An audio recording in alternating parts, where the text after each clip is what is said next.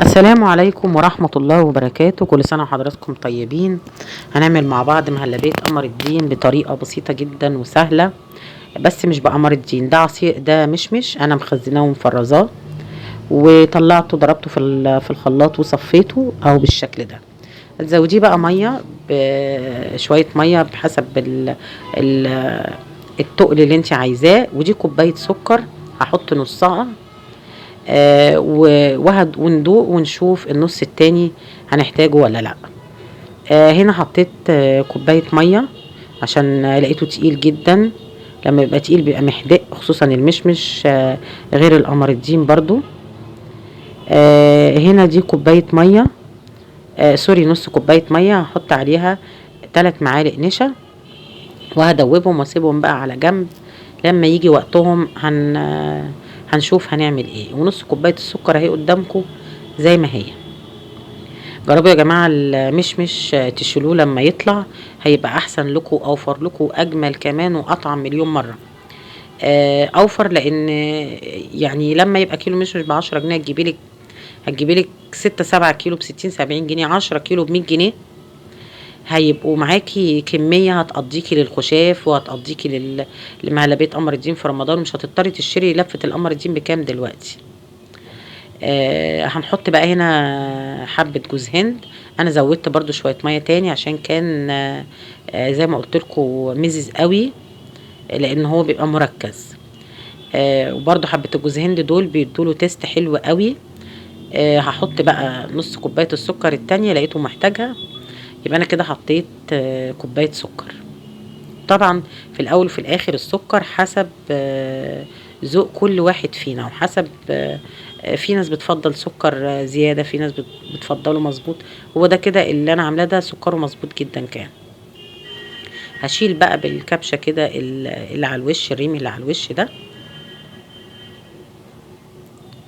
وافضل اقلب فيه بقى كده ايدي فيه عشان ما يلسعش لحد ما يغلي بقى بالجوز هند بشويه الميه طبعا اللي احنا حطيناهم، ياخد ويدي مع بعضه، والسكر عشان السكر يدوب تماما.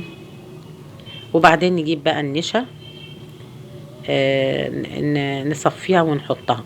انا ما بحطش معاه فانيليا، مش بفضل الفانيليا. في ناس بتحط معاه فانيليا، انا مش بفضل، لان هو التست بتاعه حلو، جوز الهند بيديله نكهه حلوه قوي قوي، فبفضله كده طبيعي زي ما هو. هقلب كده. ده بقى مش ريم ولا اي حاجه، ده مكان ما بيغلي اهو غلي. مصفى بقى كده بايد، وايدك التانية بمضرب السلك. انا طبعا حد ماسك لي المصفى، وانا بنزل حبه حبه بالنشا المدوبه في ميه على عشان اشوف السمك اللي انا عايزاه. يا ريت يا جماعه ما نكترش النشا، عشان هو بعد كده بيدخل التلاجة بيجمد. لما بتكتري النشا بيبقى مش حلو خالص. هو حلاوته انه يبقى سوفت وكريمي كده، ناعم، بيبقى معاكي حتى لما يتحط في التلاجة بيبقى جميل جدا. جربي النشا القليل، هيبقى معاكي حلو قوي. انا كده بشوف السمك، لا هعوز حبة نشا تاني.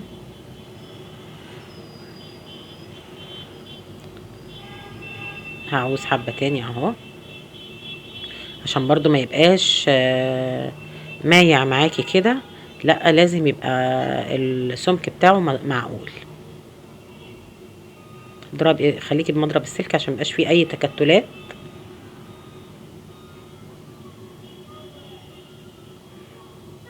اهو انا كده مش هحط بقيه النشا. هرميه اهو. بصوا السمك ده كده معقول جدا. لما دخل التلاجة يا جماعه كان حلو قوي قوي قوي. طبعا يدخل التلاجة على بعد الفطار هتلاقيه بقى تحفه.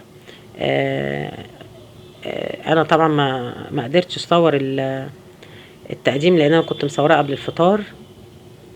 صورت لكم بس الشكل، انما ساعه اما اكلته للاسف ما صورتوش. بصوا طالما هو عمل القشره اللي على الوش كده يبقى استوى والنشا استوى فيه، يبقى احنا كده خلاص نغرف. وتغرفيه بقى في كوبايات، في اطباق، في كاسات، حسب اللي انت عايزاه وحسب ذوقك الشخصي. انا هعمل كاسات وهعمل اطباق، آه اللي موجود هيتعمل يعني. عايز تحطيه في اطباق كبيره مفيش مشكله، بس المفضل ان هو اطباق صغيره بحيث ان كل واحد ياخد طبق لوحده كده، يخلصوا خلاص على كده.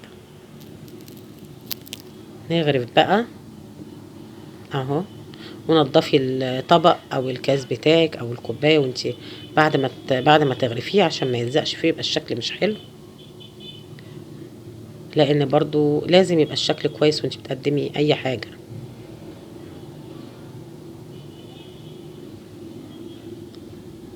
اهو كده بطرف المنديل، لو في حاجه عملت معاكي. هكمل انا بقى، هحط ده وهكمل الباقي مع نفسي وهرجع لكم تاني. يبان لكم ان هو السمك بتاعه كده خفيف، لا هو مش خفيف خالص يا جماعه. اتخن من كده هتلاقيه يجمد منك، هيبقى عامل زي الحجر. لا هو كده النشا بعد ما يبرد هتلاقيه يمسك وهتلاقيه بقى جميل جدا.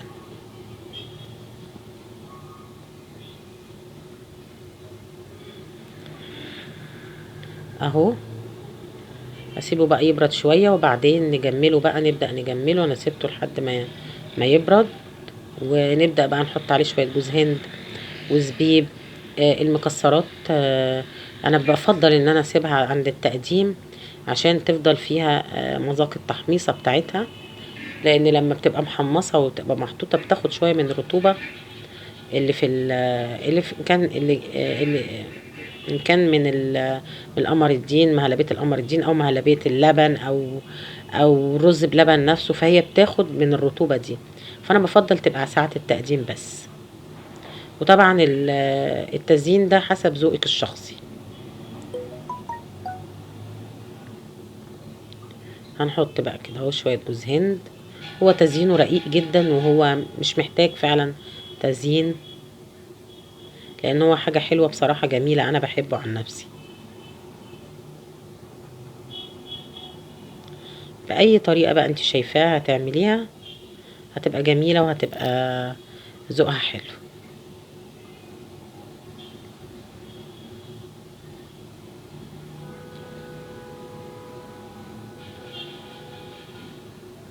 نكمل بقى كده الباقي، هكمل الباقي بقى لوحدي ونرجع بقى نشوف هنعمل ايه.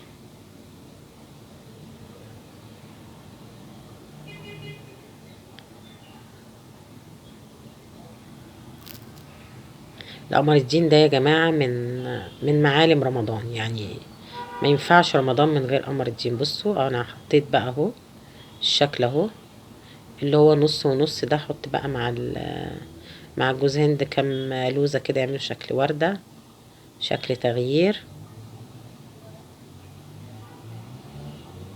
كل ما كان عصير المشمش فيه مركز كل ما كان احسن، لان بيديكي طعم احلى واجمل مليون مرة. بصوا اهو شكله جميل وشكله حلو جدا في التقديم. وبعدين برضو لما يجيلك ضيف او حاجة هتقدميه شكله شيك برضو، لو ضيف جالك ان انتي تقدميه. جربوا مهلبية قمر الدين بطريقتي هتعجبكم جدا. ولو عجبتكم الحلقة ما تنسونيش في اللايك والشير والسبسكرايب.